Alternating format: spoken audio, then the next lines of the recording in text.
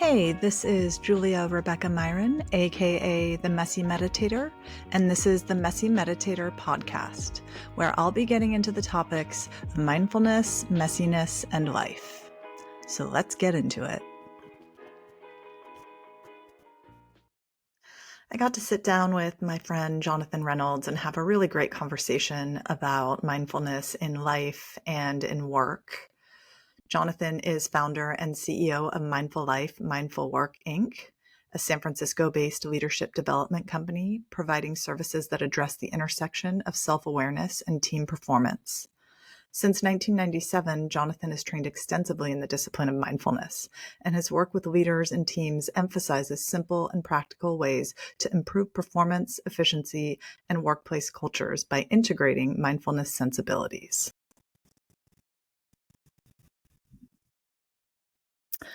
Jonathan Reynolds, thank you for joining me in this conversation. Wow, such a pleasure to be here. Thanks for the invitation, Julia. Of course. So I am going to start off asking you a quick check-in question that I like to ask people when I teach classes. One word for how you're feeling right now. Full. All right. Yeah. Full both in sort of a life is full with all the beauty, and then also my schedule's gotten very full. So, full is sort of a double-edged sword. Yes.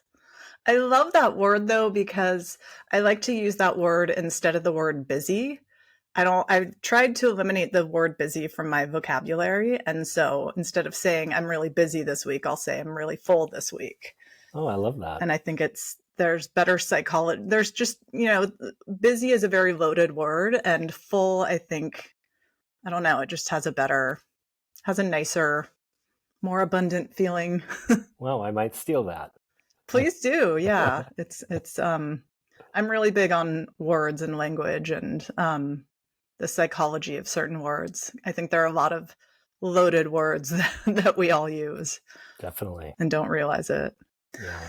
So I want to dive into your story. So you founded and are the CEO of the Mindful Life, Mindful Work Network.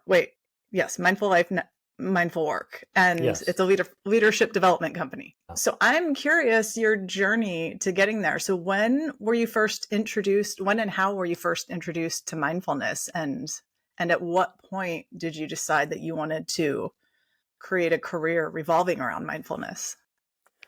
Wow, those are wonderful questions. Two big questions. Thank you for the questions. Yeah, I mean, it's interesting to see where the life of awakening for any individual began, right? I mean, I have very formal, like, oh, this is the day or this is the time that happened, and when formal practice became important to me. But lately, I've been reflecting on when it really became valuable to me to be in presence and to sit calmly. And I've told this story a lot in the last few weeks for some reason. But when I was a little kid, getting ready for school was chaotic.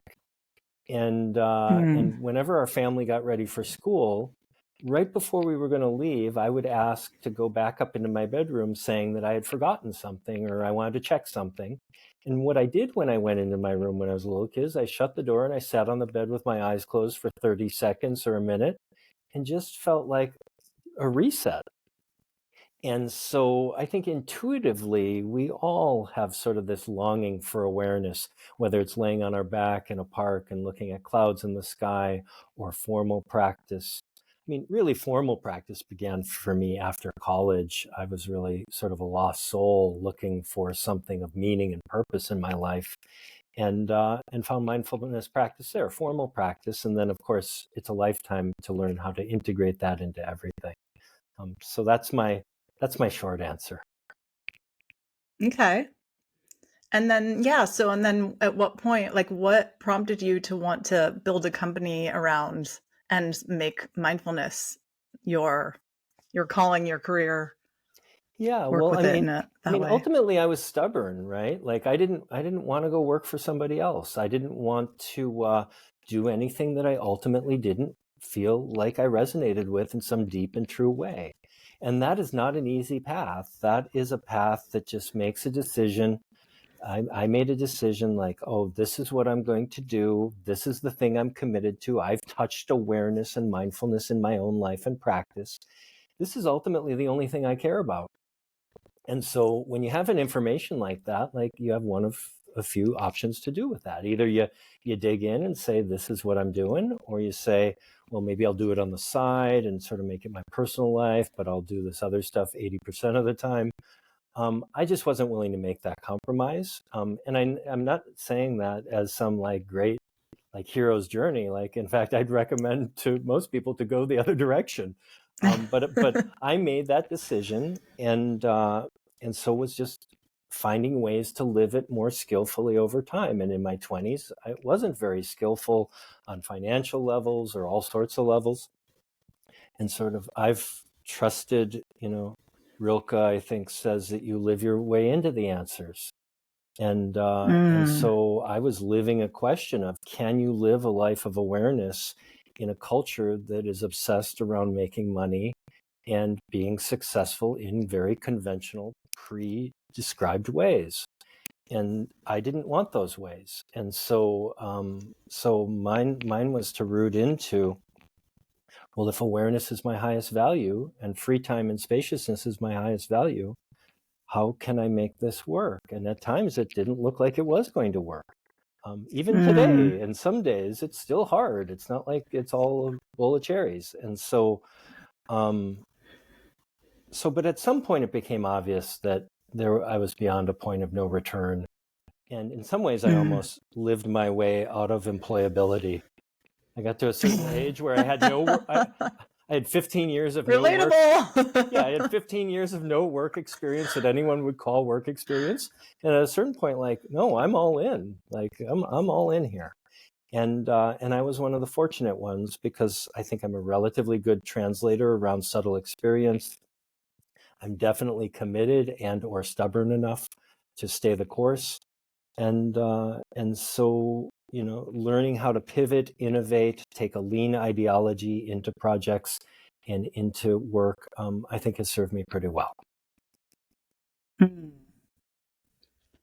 So there's two questions. Well, I'll start with how were you able, like when you were saying there were times that it felt like it didn't work and you were learning how to be skillful in all these areas of your life, financially and otherwise. What was that learning process like, and how did you finally get over the hurdle? Yeah, I mean, that's a great question. I think that ultimately the gift of mindful practice is it makes us relational, not only to other people, not only to ourselves, but to our environment and our context. And so the recognition that there's a lack, there's an absence, or there's a deficiency here or there. Ultimately, it's not a deficiency, but for lack of a better term, like, oh, there's a gap here that needs to be built out. For instance, when I wanted to start selling into companies, I knew I didn't have sales experience to sell into companies. Well, where do you get experience? You get experience in traditionally three ways. Either you do a training to get that experience, you either get it through direct experience, trial and error, or you get it through consultation of somebody who has the experience. And so I surrounded myself with really great people at the right time, the right people, and positioned the value in a way that extended the conversation and expanded my sphere of influence. So that was one of the decisions to begin to collect other people around me, is I recognized, oh, I could only be in a certain level of value conversation because I could only deliver so many services because of time constraints. Well, how do you scale a service-based business? You get other people involved. So at every nexus where there was a blockage, it's an opportunity, of course. There's only obstacles to help us grow and to learn how to go around the obstacles. Depending, and again, 25 years ago, there wasn't as much technology in place. So obstacles that required scalability were harder to find. Now there's more technology, so other things are possible. It's like years ago, I did some instructional CDs in other areas, not the areas I'm in now. And I never would have done those if I hadn't met the right person who knew how to do all that stuff. And I wasn't Mm. forcing myself to try to create those things. But when the right person showed up, it was peanut butter and jelly. It's like, oh, we got a sandwich here. Like, let's do this. And so the same has been true. I've had vision, but not restrictive vision. So when opportunity arises that is aligned, I say yes. And when it doesn't align, I say, well, maybe later, maybe another time. Mm. And I think that that is a mindfulness practice. Being aware of what feeds us and what doesn't, what serves us and what doesn't. Mm. How do you move through the inevitable moments of fear on this journey? You know, like when we're running our own stuff, there's a lot of oh shit moments. What have I gotten myself into? That's a really great question. That's a really challenging question because I'm sort of an odd duck in that respect. I've been very blessed with very little fear in my life. Mm. And That is a blessing. yeah, and part of that might be my white privilege. And I'm just not aware to be afraid. But part of that might be other reasons. I feel like I had built-in efficacy very early. I can give one story though, when I responded, what I consider now in retrospect. I mean, everything was right for the reasons it was right, but about 10 years ago, I was approached by a company that asked if I could train 5,000 of its middle managers. And I said no. Wow. And I said no. And, anyone in business knows you say yes when you get a lifetime opportunity like that and you figure it out. Mm-hmm. You hang up that phone, you stop sweating after about 10 days, and you get to work. And Mm-hmm. I was not in a position to do that. I didn't know that I could have said yes. So there are Oh, moments wow. like that. I didn't recognize that as a fear-based response to say no. I just truly thought I couldn't do it. And Mm. it wasn't conscious that, oh, this is too much or anything. It's like, oh, that's just a no.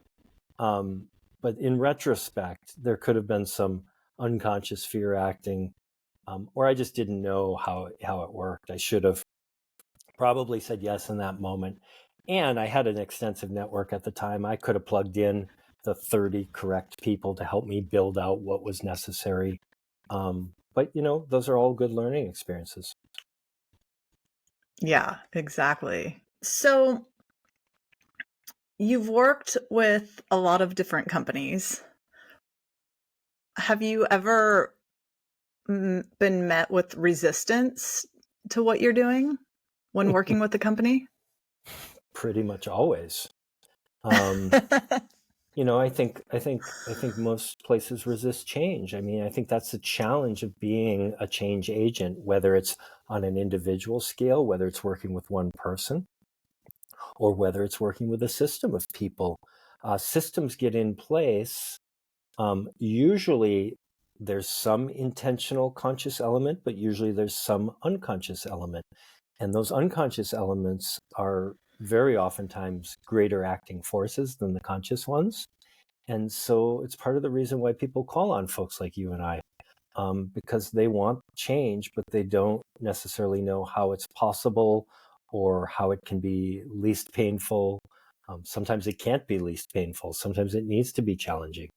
And so yeah, there's always resistance. I think we're always working with resistance because whatever system got them to where they are didn't happen instantaneously. It took time, and it takes time to explore that and keep what's working and to modify what's not. So yeah, there's always resistance. Yeah. Hmm. So earlier you were just talking about you were virtually unemployable for a while because you were just completely out of that system. And the corporate world can be pretty dehumanizing. And so what is it like to, as someone who was virtually unemployable in that world and who is very much not of that world to go into that world and blend in, I guess, if you even do. Yeah, yeah, no, I think that's skillful means, right? Like we want to go be helpful in a way that's non-shaming and is psychologically safer to whatever degree it can be for all involved. We don't want anyone to feel bad because they ended up in a situation that's difficult. We don't want whole companies to feel bad. We want to get to work on the solution. And I think Mm. a lot of times in sort of the vetting calls or the sales process calls, parties, I mean, it's like dating. Parties are assessing themselves each other out for could we connect in a way that was useful to whatever the intention or the project is. And so again, it doesn't hurt that I'm a middle-aged white guy who looks like the sort of standard norm to a certain extent, and we come in, and whatever the body of work is, I mean, sometimes the body of work is something very tangible like performance or productivity or optimization or all those buzzwords about let's make more Hmm. money without feeling bad. And yet part of what mindful life, mindful work is focused on is supporting humans as humans and making more money are not two disparate things. Those are the same project. When people are supported and feel like they're cared for and loved, they want to knock it out of the park. Everybody wants to do their best. And so, but those are complex conversations, especially when you're working at scale, because trust has to be built and trust grows really slowly. So sometimes the sales cycle is 24 months. It's not like, oh, we show up Mm. and they like us and we're in. No, it's like, okay, well, let's bounce this, or, oh, let's change the value, or, oh, there's a new leader to this department, so you're going to have to start over. Or, it's like, and all of Mm. that is courtship. All of that is, oh, are we a match for doing this piece of work? Mm. Are there any companies that you just would not ever want to work with? That's a good question. I think about that sometimes. I think if, from my personal values, if they're destroying the world deliberately, I would not want to support that destruction. And yet, Hmm. if they're open-minded enough to want to see some sort of change and I can sort of ease them off of destruction, um, then it's sort of like a Tonglen practice in Tibetan Buddhism, right? Like in the advanced practices, in the beginning practices, you only inhale good and you exhale the bad because you're focused on healing yourself. When the advanced practices, you're inhaling the bad to get it out of the world and transforming Mm. it in your practice and then exhaling good. And so it's sort of Mm. like deciding with, and I'm not a Tibetan Buddhist, but I like that sort of vision and practice. And so those are decisions that have to be made on a case by case basis. Do they genuinely have good in their mind and intentions? Connected, of course, to performance and making money, because that's what companies exist for. Hopefully not primarily, but that's open for discussion on a case by case basis. And so those are all assessments that I go through. What's most important to me isn't that I make money; it's that I sleep well at night because I did good in the world. Yeah. And I feel like that's a big dilemma in the whole mindfulness community in general is like bringing it to, like if we're bringing it to the military, for example, and are we just making better killers, or are we helping people awaken? And I was on a retreat one time where this discussion came up, and it was mostly silent, but not completely. And so one of the retreatants, raised her hand, and she told a story about a retreat that she had been on where there were two men who used to be like high level executives at Monsanto, and they brought in mindfulness, and the two men basically just couldn't stop or couldn't continue doing what they were doing and decided to quit and become Buddhist monks. Hmm. And so it's like, well, then we're doing some good, maybe, you know. So it's such a dilemma in this world of like, well, we can bring this goodness into these, you know, really toxic places and maybe heal it in a certain way, but we also might be contributing to some of the evil in some sort of way.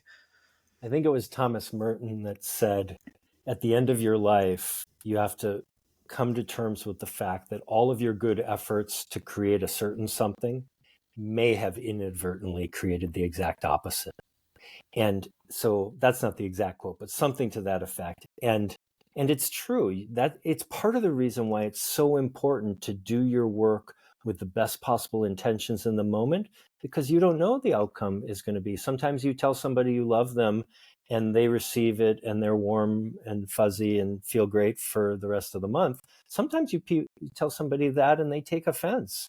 I mean, again, ultimately, all that we have is our attention, our freedom to choose, our mindful self-awareness, do our best, and the response is going to be the response. Do we have some? Should we have some care for the response? Of course, but we can't have control of it. Yeah. I think about that a lot with, I feel like there's a lot of things in this world that in and of themselves are pretty neutral, but they can either be used for good or for evil. Like, for example, Einstein was very anti-war, but his discoveries helped create the atom bomb. And so, and I think about that with a lot of things like money. You know, it's a lot of people can say money is the root of all evil, but you can also do a lot of good with money. And even humans ourselves, we're capable of good and of evil. And so, yeah, it's something I think about with all of these things. And I guess it's true of practice as well. We can use this skill to help awaken ourselves and awaken other people, and or people can use it to make better military fighters. Yeah, I like to say the metaphor I use is you can build a house with a hammer, or you can break all the windows in the house. It's not the tool. The tool is ultimately Mm, value neutral. And I would say that mindfulness is not necessarily that, but but a spiritual practice, for instance, or a meditation practice, a lot of people use their practice just to beat themselves up and to say they're not good enough at meditating. Is it, yes. is that useful? I would say in the sniper analogy that I've heard and is often used in mindfulness circles, I wouldn't call that mindfulness. I think mindfulness has a Mm, caring and compassionate piece. It's not hyper focus. It's not hyper attention. It has those qualities, but yet it's non-linear in that way. It's more rounded. It's a fuller, more diffused awareness and focus that is inclusive rather than exclusive, to use a concentration analogy, but also in sort of there has to be some sort of embodied heart element. I mean, I think that's why Jack Kornfield's work around A Path with Heart was so pivotal, is all of a sudden the word heart became really important to meditators. And that was always true in the East, but he really brought that element strongly home with that volume. I think it's really important that, it's, and there's a big movement, if you know Mark Leonard's work around social mindfulness, that, mindfulness for many folks can be sort of this hyper individualistic practice that never becomes relational. And it's just mm, isolating. You talk to somebody who's meditated for 40 years in the Zen tradition, and I've heard this, they often sit towards the wall. And sometimes they're like, I sat for 40 years facing the wall. What the hell was I doing? If you never get up mm. and turn around and look at each other, what are you doing? And so this is where practice becomes robust, because if you become so still you can't dance, what are you doing? Yeah. Well, there's that famous quote, I think it was Ram Dass, I'm not sure, who said, if you think you're enlightened, try going home for the holidays. Yeah, You know, it's like all the practice in the world is great, or you know, it's not great necessarily if it only exists on the cushion. And when you go back, that's the real work, is when you're integrating it into your life. yeah. Along those same lines, the psychologist James Hillman says that family serves the regressive needs of the human psyche. And it's so true, for the exact same reasons you say. The moment I come home, Doesn't matter if I've traveled around the world 10 times and practiced for 30 years. I'm my 17-year-old self to a certain extent. And that just happens to all of us. And so then you get a chance to practice with that. Yeah, God damn it. It's messy, you know that. Exactly. Exactly, yes.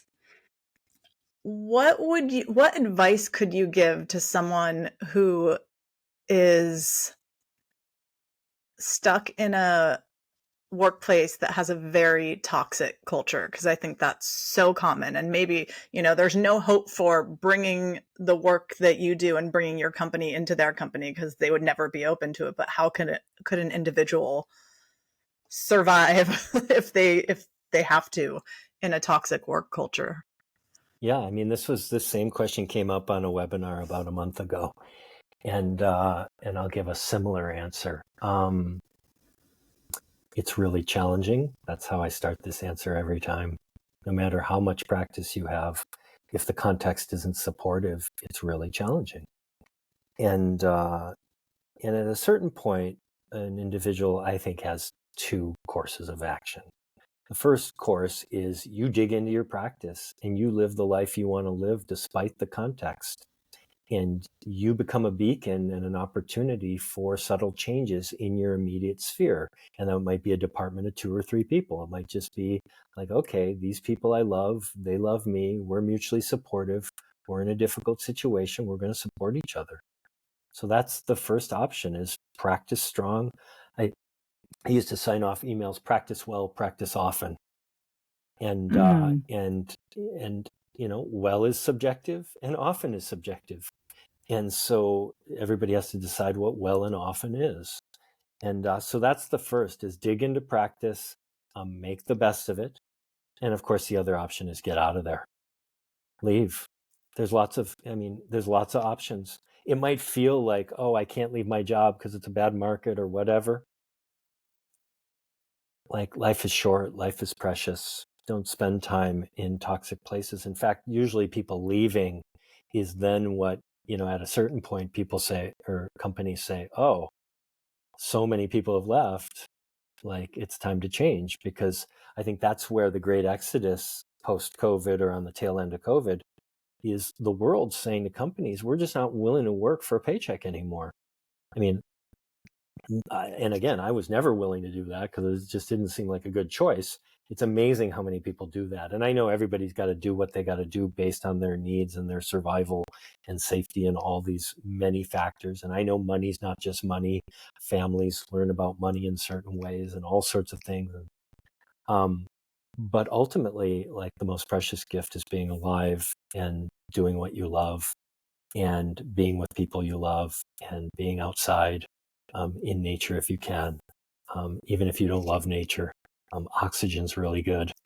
So those are the two. Either dig in and do your best if you just can't stay safe in that situation or be effective in that situation. It's time to go. Yeah. There's that John Kabat-Zinn quote, you can't stop the waves, but you can learn how to surf.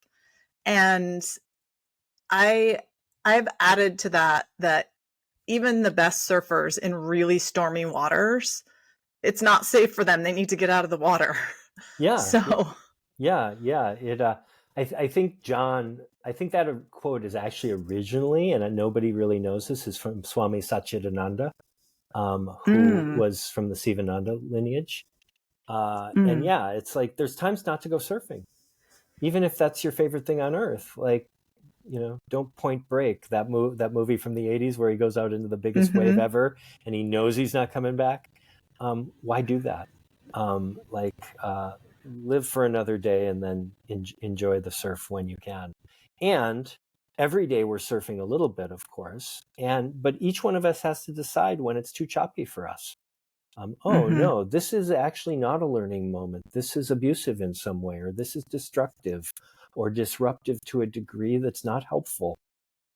Each one of us has to assess that and say, I'm just not willing to learn from this anymore. And that's an okay choice. Yeah.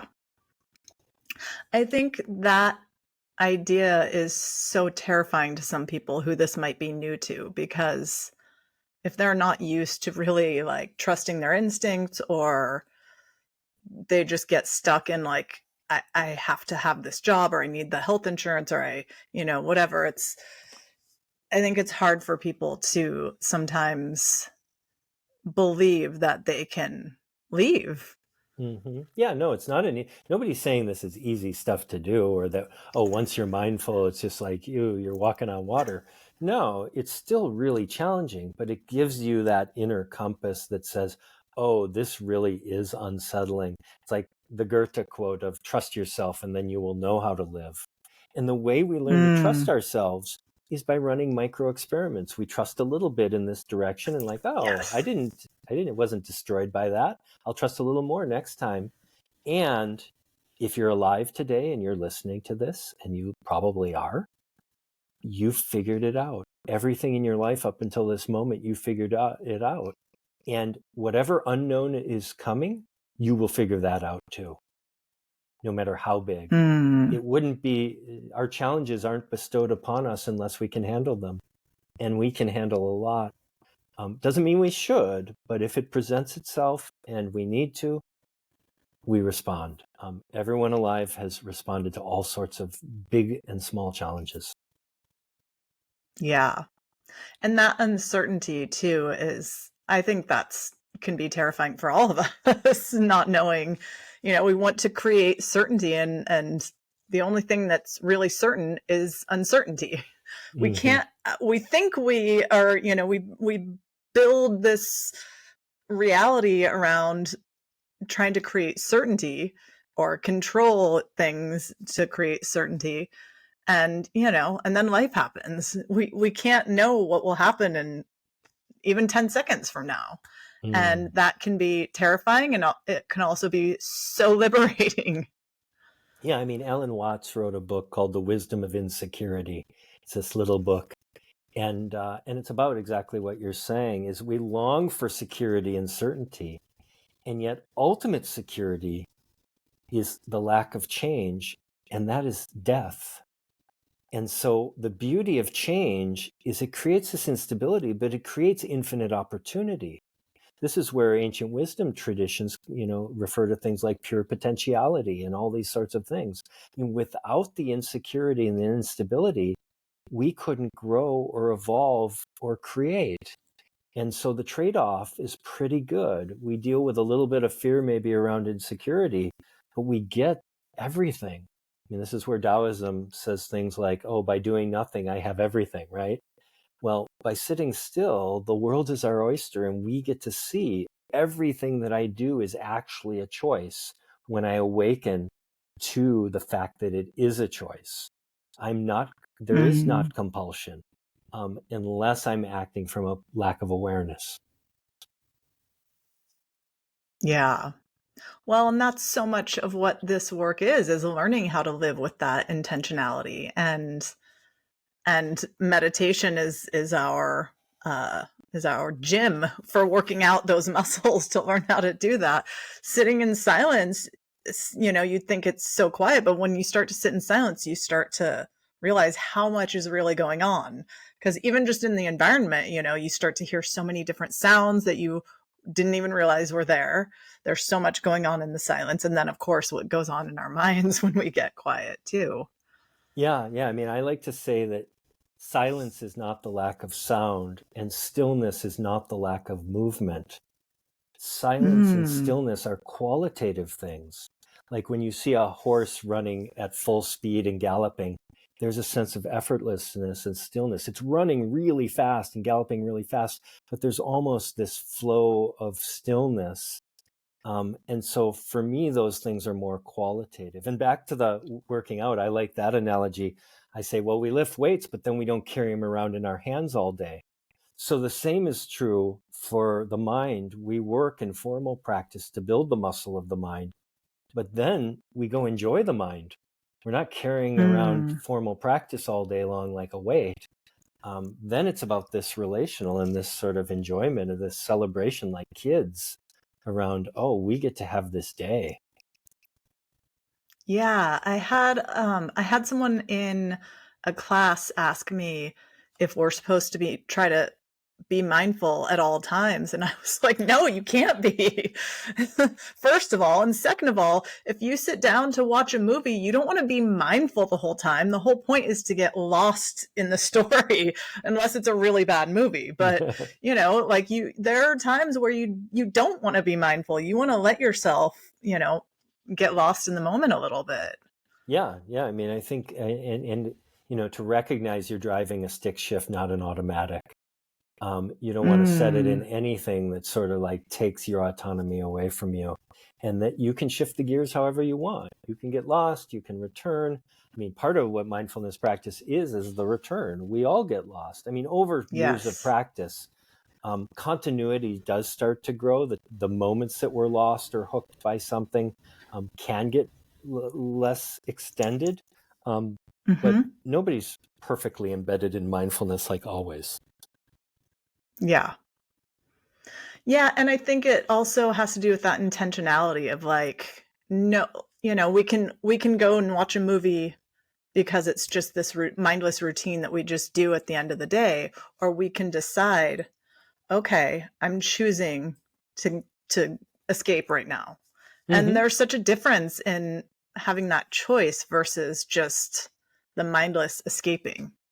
I think it's important to have those moments that you're mentioning where we don't want to be sort of at the knife's edge of awareness all the time, because it's Mm, almost like we can burn out the fuse.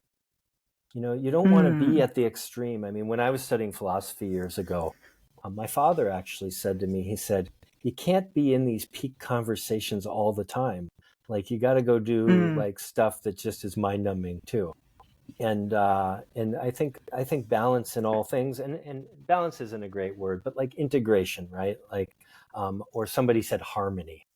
Somebody told me mm. like, oh, I use harmony instead of balance. And so each one of us has to decide, well, what is a life well lived, and how are we going to craft that? Well, so that just makes me think of, you know, that's something I definitely could use more practice in is I I get so focused on whether it's mindfulness or personal growth work or whatever, just doing this work instead of, I don't give myself enough time to or opportunities to just have fun. Like I tinker on the car all the time and I don't take it for a spin enough. So, Mm-hmm. yeah, I think there's so much value in just cruising with the top down for a while, and you can come home and tinker some more, and you have to kind of drive the car around a little bit to know what needs tinkering.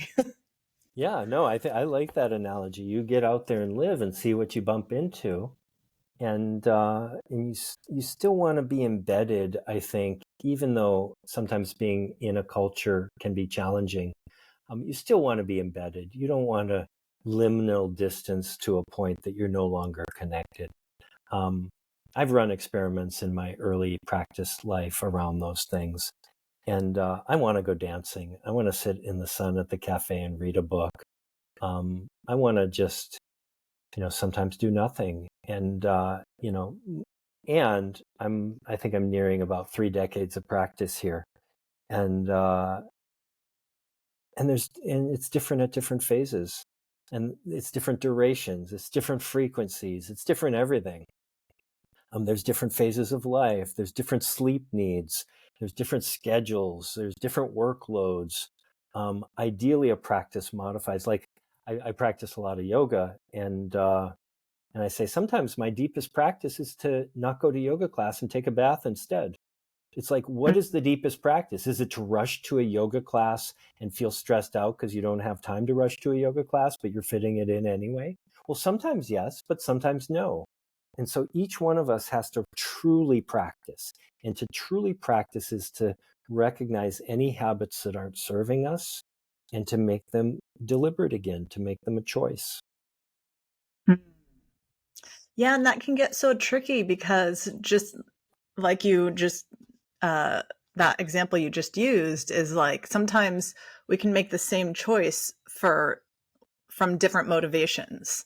Like, do I want to eat the ice cream because I am emotionally eating, or and just, like, want to, I don't know, use that as an escape? Or do I want to give myself a treat? Is it self-care? Or, is not going to the class today, is that me not doing what I know I need to do, and just not pushing myself, not giving myself the nudge that I need? Or is it me taking care of myself?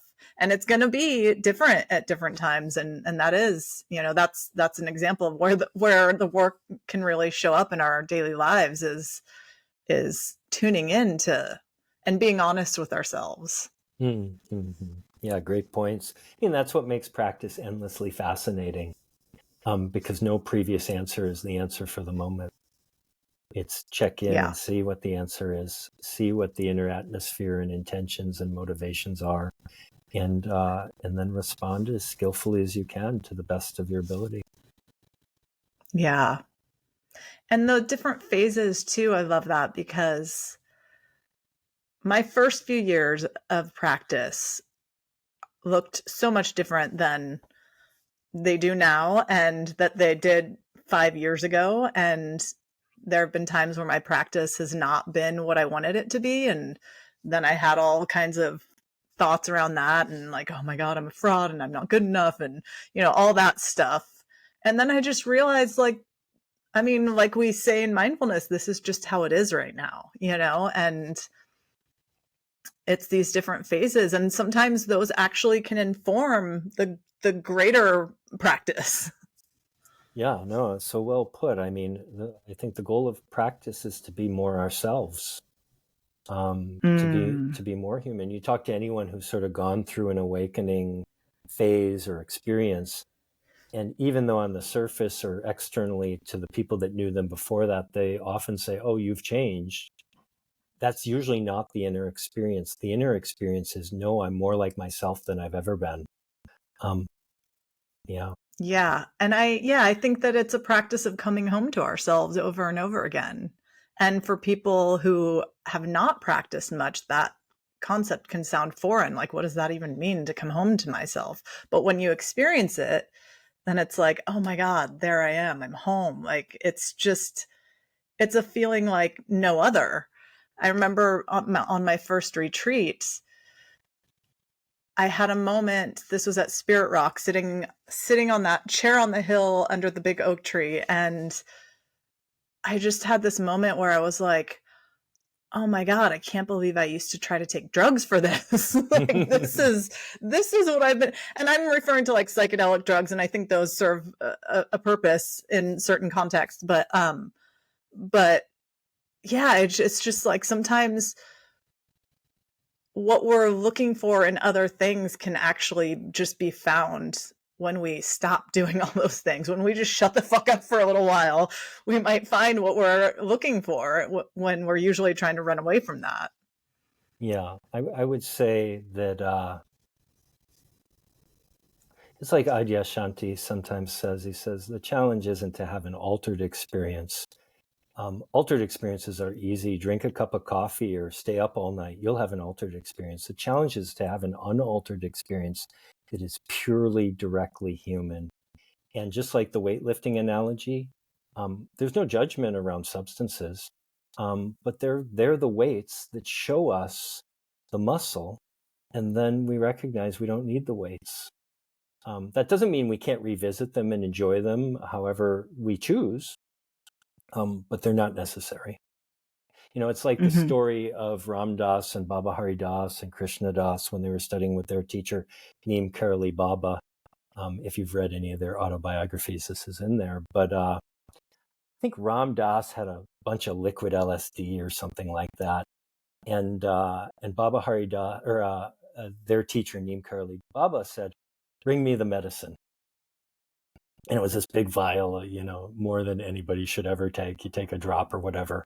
And the teacher took it all. And they were all looking at him like, what's going to happen?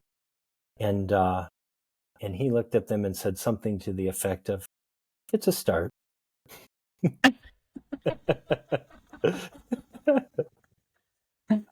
Well, I'd love to find out how the end went on that trip. He was fine.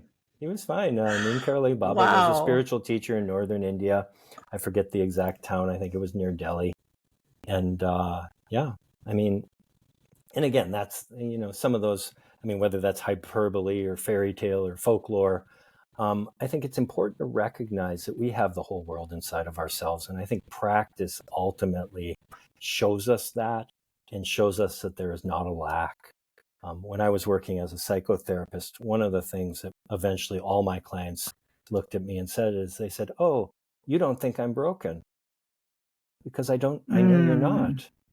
I know that nobody's broken. Of course, we're all challenged in the human ways that we're challenged, sometimes clinically, sometimes subclinically, but nobody's broken.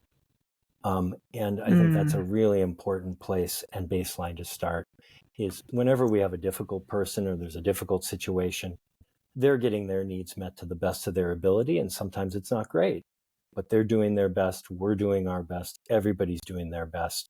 Um, Again, sometimes it's very convoluted. And yet, how do we practice in this human life? Yeah, I love that. And that's the whole premise of the messy meditator is to just lay it out right from the get-go. Like, it's okay to be messy. Messy is welcome here because especially with this practice, it's so easy to think that there's something wrong with us. I'm doing it wrong. Oh, I'm my thoughts are really loud. I must be doing it wrong, or I must not be able to do it. And it's like, no, welcome to being human. This it can get messy. So, come on in. Yeah, I mean, for the first 3 years that I practiced meditation, I pretended to meditate because everybody starts where they start. You start where you start. Everybody's pretending in the beginning. It's just like, oh, I heard this is something good. I'm going to sit and close my eyes. What am I supposed to be doing? Oh, it's done. Okay, whatever. Um, there's this seed inside each one of us that says, it does. I have an intuition. There's some value here that's worth exploring over time. And that commitment hopefully gets us through the beginning stages of practice.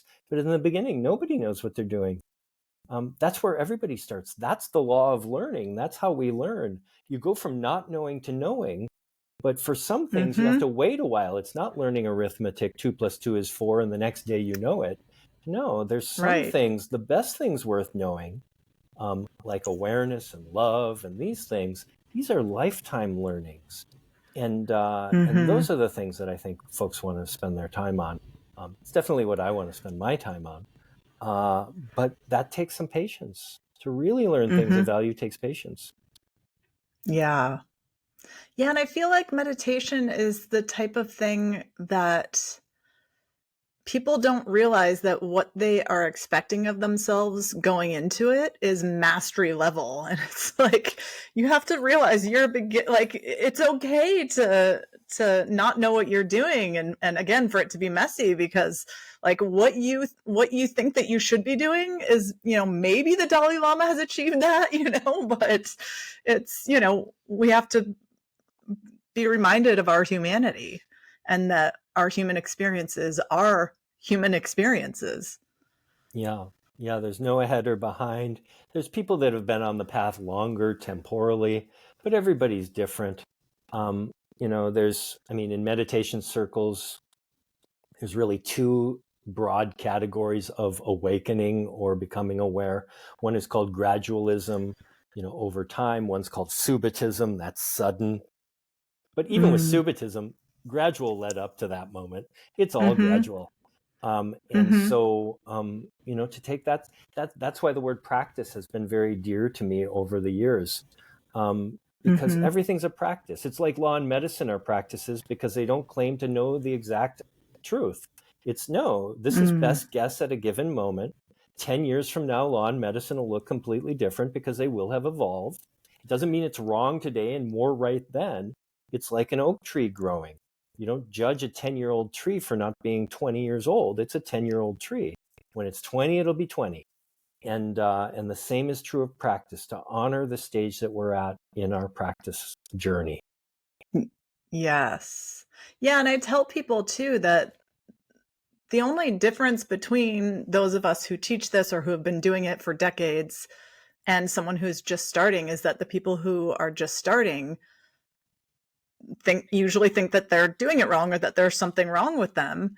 And those of us who've been doing it for a long time, we face the same shit, but we just know that that is the practice. That is what we're doing, is facing that shit, and is coming into contact with our boredom, our sleepiness, our fidgetiness and restlessness, and thinking that meditation should look or feel a certain way. I mean, I still will have days where I meditate and I'll judge it as like, oh, that wasn't a very good meditation. And then I have to catch myself and say, well, it was maybe unpleasant, or I didn't achieve what I wanted it to. But as long as we're showing up, that's the practice, is we're just showing up and practicing being present. And there are going to be days where we can drop in and it's like, yeah, that coming home. And there's going to be days where we can barely get there, if at all. Yeah. The Buddha was asked, what is the best practice? And his reply was, the one you do. I love that. That's the best practice. Exactly. Yes. Yeah. And it's funny, when you were talking about, you spent the first 3 years of your practice pretending to meditate. And when I was younger, I didn't even know that there were ways to meditate, and that there was like, I didn't even know that I didn't know what meditation was. And so when I would just sporadically here and there go sit to meditate, or what I thought was meditating, I would just go sit with my eyes closed, and that was it. I didn't know that we're supposed to focus on the breath, or in some traditions, mantras, or, there's different ways of practicing. But yeah, I didn't know. So I just sat quietly with my eyes closed and just watched my mind. And sometimes I'd have visuals come in, and, I didn't know what I was doing. And then I learned about mindfulness, and I was like, oh, there's a way to do it. Yeah, I mean, there's lots of different techniques and styles. There's different specific, like in Buddhism, there's concentration practice and insight practice, and those are distinct but related. And there's, of course, every tradition has some version, Christian centering prayer. There's all sorts of different practices. And I think it's important to dabble initially, and then to find one and commit to it. It's like, if we're going to dig a well for water, we don't dig a bunch of 3-foot deep holes. We dig one really deep hole. And so initially it's okay to dig around, but then find the one that resonates and then practice. Yeah, I love that. And again, it's the one you practice. That's the right practice. Yeah, the one that resonates with you and you're drawn to and feels like you can have a relationship to. And ultimately, of course, a relationship to yourself and to your environment and to the world, ideally. Practice well, practice often. Yes, I love it.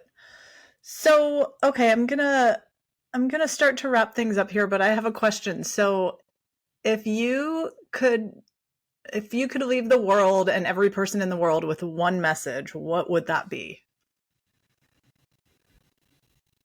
To take peace personally. That each one of us needs to take peace personally. The reason there's not peace in the world is because there's not peace in each one of us. I love that. And I agree. So why don't you share, is there anything you would like to share? Projects you're working on, messages, anything else that you want to put out there? First, Julia, I'd like to share how much of a delight this has been. I know we could probably talk for 12 hours, and so this has been so much fun. I hope we get to do it again. So that's the first thing I'd like to share. Thank you. I appreciate it. And it's been a delight for me too. Thank you. Yeah, well, I appreciate you.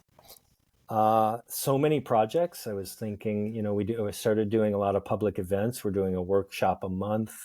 And I think we're booked a year and a half out already.